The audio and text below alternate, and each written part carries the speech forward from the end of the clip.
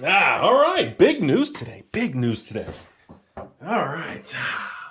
How's everybody doing? Rudy, Alpha Investments. So, whole video, we got to discuss this. This is pretty kind of exciting, shall we? So, if you have been living under a rock in the last 24 hours, a significant shareholder of Hasbro is essentially trying to get some board members on the board of Hasbro to have some influence to help essentially, I like to call break the company up. So they want to essentially, they feel Hasbro stock at around $100 a share being underperforming the overall stock market should be worth a significantly larger amount per share. So this group of individuals, wants to break apart and kind of spin off Wizards of the Coast. They want to chop up, they want to rip Wizards from Hasbro. Same thing with like the D&D. In other words, the Hasbro gaming division, including Magic Arena, Magic the Gathering, D&D, and some other what I like to call higher growth engines in the company, they feel are being underpriced and not fully appreciated.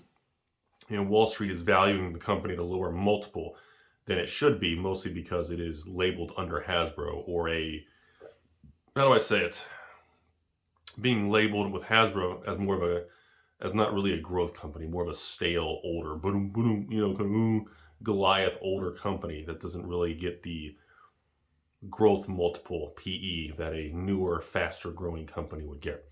So these guys essentially apparently they own a couple percent of Hasbro, 2 to 3% of the company. 400 million, I guess they own of Hasbro. And they are even, I was told and contacted by some of these individuals and screenshots stating that apparently they've even recruited John Finkel, remember that name from the 90s? And some other pretty high up Magic old school people to get involved to help facilitate this move. And this is quite interesting. A lot of people are sending me screenshots and messages on this. I got blown up when I woke up this morning. And I want to give you all my opinion. I'm going to give you all what I think the Timmy amateurs on the social media platforms are going to start thinking. And I'm going to tell you what I think is actually going to happen. That's what we're going to do in this video today. So first, do I agree with what they're trying to do? Yes. Do I think they're going to be able to pull this off? I'm skeptical and I'm leaning towards no, I don't think they're going to be successful at doing this. Mostly because they don't own enough of the company. Only owning 2 to 3% of Hasbro, I don't think it's going to be able to provide enough leverage to really get enough board members on to make the votes to rip apart Wizards away from Hasbro.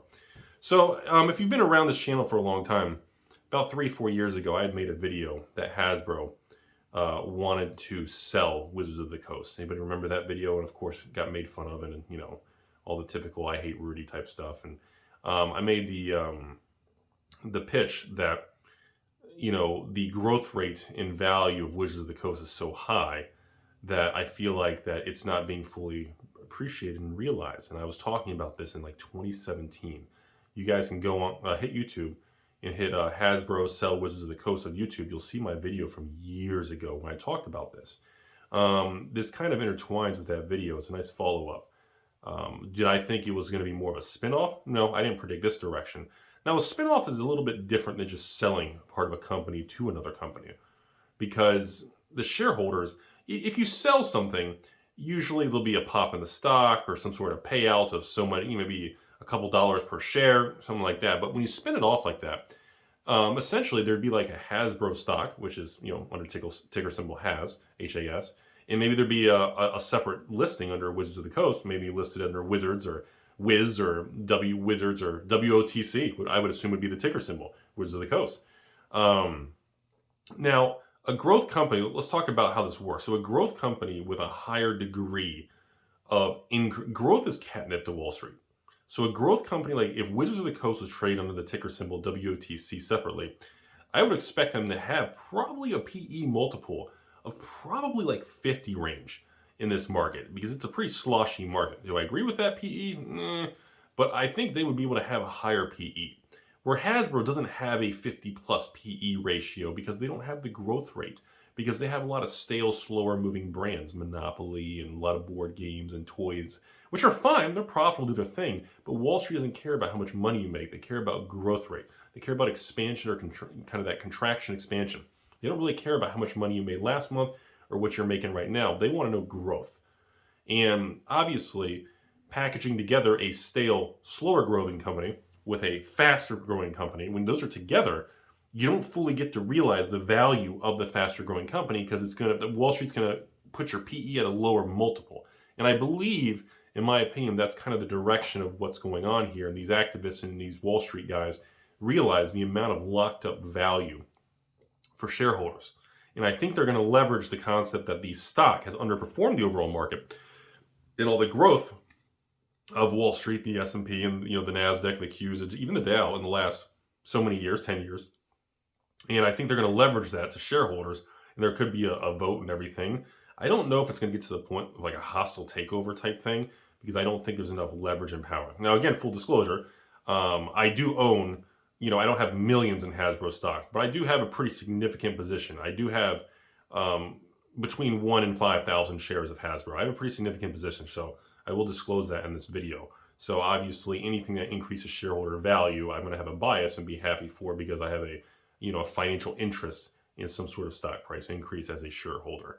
So I'm going to be very blunt about that. So I'm not going to try to hide that. So now let's go to the next thing here.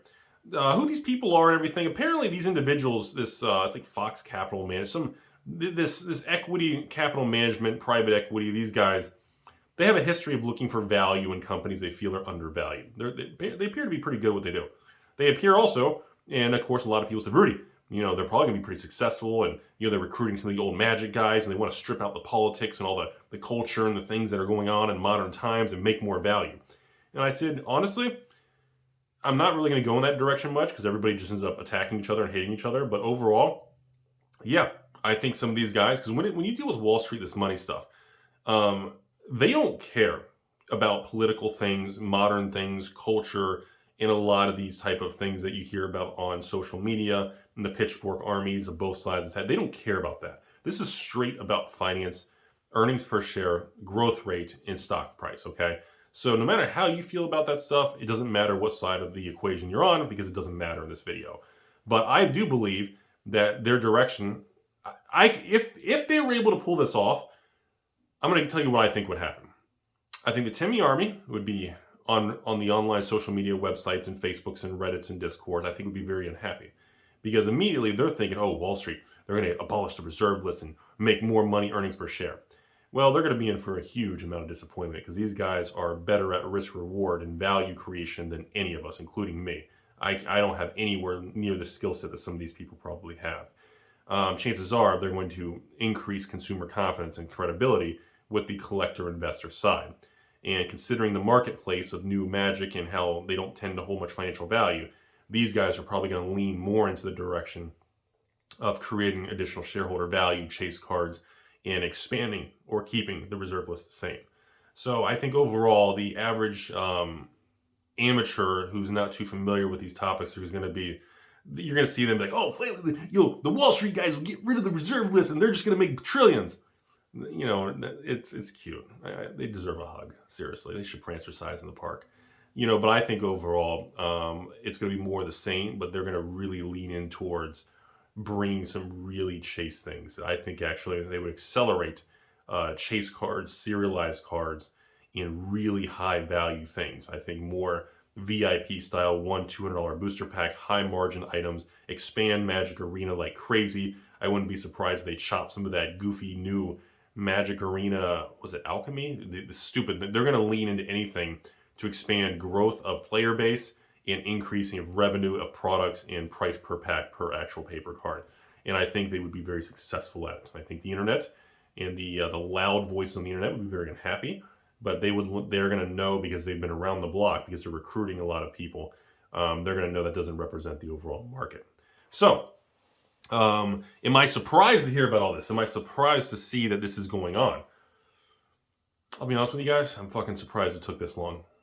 If you want me to be very blunt about it, I have a funny feeling this conversation and this concept of ripping Wizards out of Hasbro, which again, we talked about on this channel 4 to 5 years ago. I have a funny feeling that this topic and this conversation has been going on since pre-2020. And they've been quiet about it because market conditions in 2020, 2021, the whole Optimus Prime variants and all this stuff, I think they've been waiting. I think this is something that's been building. They've been networking, and they've been working on this for quite a while. I think this is something that I think they've been wanting to do, and this has all been quietly building under the surface, and they have been quietly using Wizards decisions to overprint certain things and keep the chase cards and keeping financial value of new stuff next to zero. I think this is something they've been building a case to leverage on Wall Street against Hasbro and board of directors, and maybe some people that are making decisions that are based more on, how do I say this very gently so I don't get canceled 15 times over. I think they've been building a case against anything to do with political, cultural, modern day topics that Wall Street doesn't care about. And I think they've been building this to go after it.